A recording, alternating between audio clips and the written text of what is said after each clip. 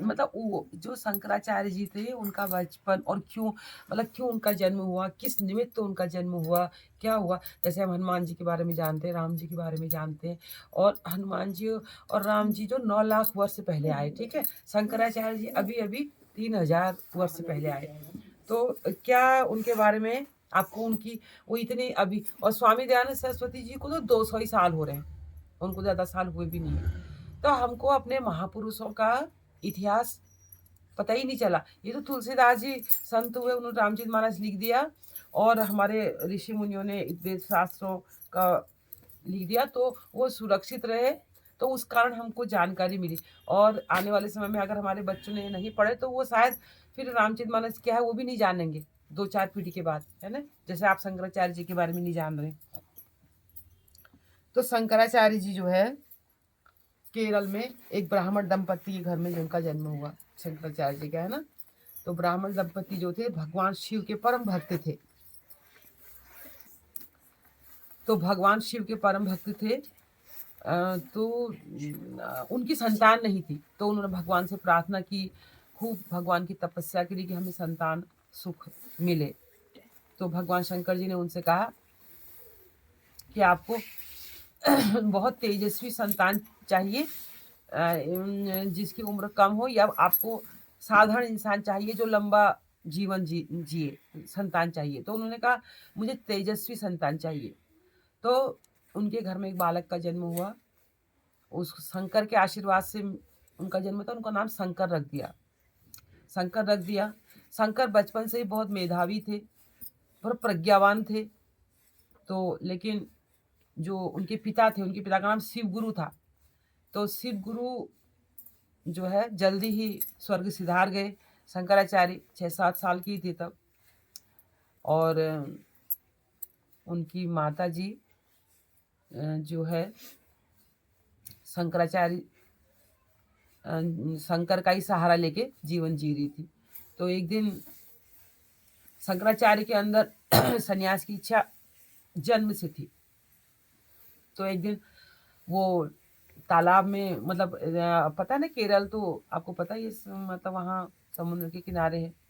तो एक मगरमच्छ ने शंकराचार्य जी का पैर पकड़ लिया और उनकी माता चिल्लाने लगी। तो शंकर ने कहा, माँ अगर तुम मुझे संन्यास लेने की आज्ञा दे दो ना, तो ये मगर मेरा पैर छोड़ देगा। तो उनकी माँ ने जब सोचा इनके प्राणों का संकट है, तो उन्होंने उनको आज्ञा दी कि आप संन्यास ले लो। तो मगर ने पैर छोड़ दिया। ये घटना आती है। तो उसके बाद उनकी माँ ने उनसे एक वो ली थी, संकल्प लिया था कि तुम जब मेरा अंत समय होगा तुम उपस्थित रहना। तो आचार्य शंकर जो है 7-8 साल की उम्र में गुरु की खोज में निकल गए। तो गुरु जो है उनको नर्मदा नदी के तट पर एक गुफा में गुरु अनंत काल से ध्यान समाधि में थे। और वो जगते ही नहीं थे, बाहर से इंतजार करते थे कि कब गुरु मतलब आंखें खोलें और कब जो है हम उनसे आशीर्वाद लें, उनका उपदेश सुने। तो जब वो बालक पहुंचे वहां आचार्य शंकर, तो उनका तेज इतना तेजस्वी थे वो। तो बाकी सब ने कहा कि देखो जो जिनकी खोज में तुम आए हो, गुरु की खोज में, वो तो ध्यान समाधि में है। तुम बालक हो सकता है तुम्हें देख के वो अपने ध्यान से उठ जाएं। तो आचार्य शंकर सुनते, मतलब ये कथा आती है कि आचार्य शंकर उनके पास बैठ गए, हाथ जोड़ के स्तुति करने लगे, और उनके अश्रुधारा बह रही है, स्तुति कर रहे हैं, अश्रुधारा बह रही है। तो उनकी स्तुति से जो है गुरु जी की आंखें खुली। उन्होंने उनको आशीर्वाद दिया और उन्होंने कहा मैं तुम्हारा ही इंतजार कर रहा था। समस्त विद्याएं उनको दी, समस्त अपनी शक्तियां उनको दी, और उनसे कहा कि तुम जो है सनातन के उद्धार के लिए काम करो। उस वक्त जो देश की स्थिति थी, देश में बौद्ध धर्म हावी हो चुका था। आपको पता है कि जैसी महाभारत काल समाप्त हुआ, बौद्ध धर्म का प्रचार प्रसार बहुत उच्च स्तर तक हो गया। भगवान बुद्ध ने तो जो मतलब उपदेश दिया शिष्यों को मुक्ति का, लेकिन शिष्यों ने उनके जाने के बाद बहुत सारे संप्रदाय बना दिए, बहुत कुछ हो गया। तो सनातन जो है धीरे-धीरे ह्रास की तरफ चला गया। और अ जो बौद्धों के शिष्य थे, मठों में जो रहते थे, वो क्योंकि भगवान बुद्ध ने सबको संन्यास दे दिया था, बिहार में रहते थे, तो उन्होंने वो बाहर नहीं निकलती थी, सोचती थी कहीं मैं भी बुद्ध ना हो जाऊं। तो मैं उनके जो है उसको पता चला कि एक जो है सनातन धर्म के उद्धार के लिए उनका जन्म हुआ है। तो उसने भी संकल्प लिया कि मतलब मैं उनको सहयोग करूँगी। तो जो आचार्य शंकर अपने गुरु का आशीर्वाद लेकर निकल पड़े। और उसी समय के जो सबसे बड़े आचार्य थे वो थे कुमारिल भट्ट। कुमारिल भट्ट का नाम आपने सुना है नहीं सुना मुझे नहीं पता, लेकिन कुमारिल भट्ट थे वेदों शास्त्रों के बहुत बड़े विद्वान।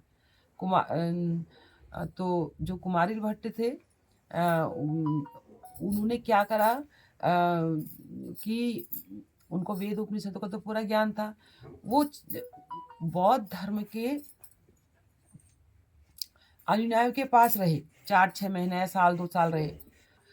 और एक बार जो है जो बौद्ध के गुरु थे वो जो है वेदों का वो कर रहे थे खंडन मंडन, वेदों के प्रमाण सत्य हैं तो मुझे कुछ नहीं होगा। मतलब कहते हैं कि बहुत बड़ी खाई से भी वो बचे, उनको थोड़ी सी चोट आई तो उन्होंने बाद में बोला मैंने अगर नहीं बोला होता तो मुझे इतनी चोट भी नहीं आती। ये कुमारिल भट्ट का आता है। तो आचार्य शंकर को पता लगा कि कुमारिल भट्ट बनारस में रहते हैं, तो वो चले गए वहाँ। चले गए तो आचार्य शंकर कुमारिल भट्ट तब तक क्या कर रहे थे, भूसे में समाधि ले रहे थे, धान के भूसे को जलाकर। क्यों ले रहे थे?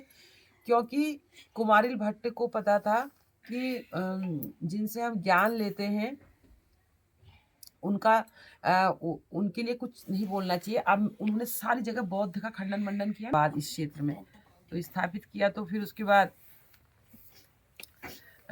अब शंकराचार्य जी ने उनसे कहा कि तुम मत लो ये धान के इसमें समाधि मत लो। तो समाधि मत लो कहा तो उन्होंने कहा नहीं, अब मैं निर्णय ले चुका हूँ कि मैं समाधि लूँगा और मैंने अपना कार्य कर दिया है। लेकिन तुम आ गए हो मेरे अंतिम समय में, मुझे बड़ी शांति मिल रही है तुमको देखकर। तो फिर शंकराचार्य जी के सामने उन्होंने भूसे में समाधि ले ली और उन्होंने उनसे कहा कि जाओ मेरा एक शिष्य है उसके पास जाओ और तब जो है वो तुम्हें वैदिक धर्म के प्रचार के लिए सहयोग करेगा। तो फिर शंकराचार्य जी ने उनसे मिलकर उनको साथ साथ में पराजित किया और पराजित करके उनको अपना शिष्य सबसे पहले शिष्य बनाया। और उसके बाद फिर शंकराचार्य जी घूमते रहे 4 मठों की स्थापना करी और 4 मठों से 4 वेदों के प्रचार की स्थापना करी। ऐसे नहीं कि वहां जाके पूजा पाठ दर्शन करो आरती करो आ जाओ। वो ये था कि 4 मठों में जाके हम 4 वेदों का ज्ञान लेंगे। और बद्रीनाथ धाम में के जो पंडे रखे वो कहाँ के रखे, केरल के रखे। और वहाँ की जो श्रृंगेरी मठ स्थापना करी वहाँ पर पंडे बद्रीनाथ के रखे। मतलब गुरुओं को ना पंडों को यहाँ से वहाँ के वहाँ चेंज कर दिया कि ये मतलब इनके अंदर आसक्ति न हो कि मेरे गांव का है, मेरे पड़ोस का है, मेरे यहाँ का है, वहाँ का है। इस प्रकार 4 मठों में 4 वेदों के उन्होंने कहा देश के 4 कोनों से वेदों का प्रचार होगा, वेदों का प्रकाश फैलेगा, इसलिए 4 तीर्थों की धामों की स्थापना करी। और शंकराचार्य जी गंगोत्री यमुनोत्री इन सब धामों में गए। और अचानक ना एक दिन वो ध्यान में बैठे थे, उनको कुछ मैसेज मिला अंदर से ही और वो सीधे उन्होंने कहा कि मेरी माँ जो है तकलीफ में है। तो फिर वो सीधे चले गए कहाँ, केरल। पैदल यात्रा करी कई दिनों की और केरल चले गए। और तब तक देखा उनकी माँ जो है अब जो है अंतिम सांस में है। तो कहते हैं कि एक सन्यासी को अंतिम संस्कार नहीं करना होता है अपनी माँ का, लेकिन शंकराचार्य जी ने उस भ्रम को तोड़ा क्योंकि वही तो थे ना अपनी माँ के एकमात्र पुत्र। तो उन्होंने अपनी माँ का अंतिम संस्कार करने की सोची, तो गाँव वालों ने विरोध कर दिया। इतने बड़े मतलब शंकर के अंश अवतार थे शंकराचार्य। गाँव वालों ने विरोध करा, तो तब क्या हुआ, शंकराचार्य जी ने अपने घर के दरवाज़ों को तोड़ा और तोड़ के अपने घर के बगल में ही अपनी माँ का अंतिम संस्कार किया। और अभी भी केरल में ना कुछ परंपरा चली है कि अंतिम संस्कार घर के बगल में होता है। शंकराचार्य जी ने अपनी माँ का किया था अंतिम संस्कार, क्योंकि उनको अंतिम संस्कार के लिए गाँव वाले नहीं आए उनकी माँ के अंतिम संस्कार के लिए। तो इस प्रकार से उन्होंने अपनी माँ का अंतिम संस्कार किया। तो कहने मतलब ये जो है, ये मतलब हम आज आपको बता रहे मैं आपको बता रही हूँ आचार्य शंकर के बारे में। आज जितने भी कौन है, गोस्वामी, गिरी, ये सब आचार्य शंकर ने संप्रदाय मतलब ये बनाए थे कि ये जो जातियाँ जो है ना, ये मतलब संतों के लिए जातियाँ बनाई थी गिरी, गोस्वामी। तो जो कितने हैं अखाड़े, कितने हैं आपको पता है कितने अखाड़े हैं? तो सारे अखाड़े भगवान मतलब आचार्य शंकर जी ने बना रखे सारे अखाड़े।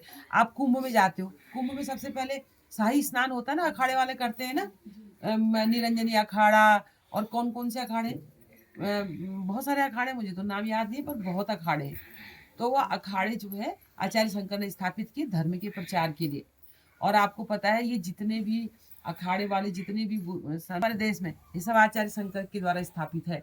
और आप देखना, जो भी मतलब सत्यमित्रानंद जी जिन्होंने भारत माता मंदिर स्थापित किया हरिद्वार में, वो भी शंकराचार्य जी के, और आचार्य परमानंद जी महाराज, वो भी शंकराचार्य आचार्य शंकर को ही बोलते हैं। तो वेदांत जो दर्शन दिया वो आचार्य शंकर ने दिया। अगर आचार्य शंकर का जन्म नहीं हुआ होता तो वेद उपनिषदों को समझ नहीं पाता कोई। तो उन्होंने उनका क्या करा, भाष्य करा। भाष्य समझते हो कि उनमें क्या कहने का आश्रय है, उन श्लोकों में क्या कहा गया, उसका भाष्य किया उन्होंने आचार्य शंकर ने। तब जाके लोगों को वेदांत दर्शन समझ में आया। तो आचार्य शंकर की जो कुछ कुछ कहानियां सुनानी चाहिए सबको। चलो बहुत कहानियां नहीं सुना देते हैं, तो कुछ कहानी सुनानी चाहिए। एक कथा उनकी बहुत मजेदार है कि आचार्य शंकर जो है, जब उनका शास्त्र चल रहा था, तो उनकी जो साथ साथ में जो पंडित थे, उनकी जो पत्नी थी, वो हार गए। तो उनकी पत्नी ने कहा मैं तो इनकी अर्धांगिनी हूँ, मैं भी बोलूंगी। अगर ये हार गए तो ये जब तब हारेंगे जब मैं हारूंगी। तो वो बहुत विद्वान थी, उनको कहते माँ सरस्वती का अवतार थी, वो इतनी विद्वान थी। तो उन्होंने आचार्य शंकर से बहुत सारे प्रश्न पूछने शुरू करे, सारे आंसर दिए उन्होंने। अंत में उन्होंने क्या पूछा, मतलब ग्रस्त धर्म के बारे में। मतलब ग्रस्त धर्म में मतलब जो होता है ना, मतलब काम लीला क्या होती है। तो उनके पति ने कहा अरे तुम क्या पूछ रही हो, सन्यासी है, इनसे ऐसा क्यों पूछ रही हो, ये क्या जानते हैं पति पत्नी के रिलेशन के बारे में। वो तो वो नहीं, भगवान की बनाया है, संसार को चलाने में बताएंगे।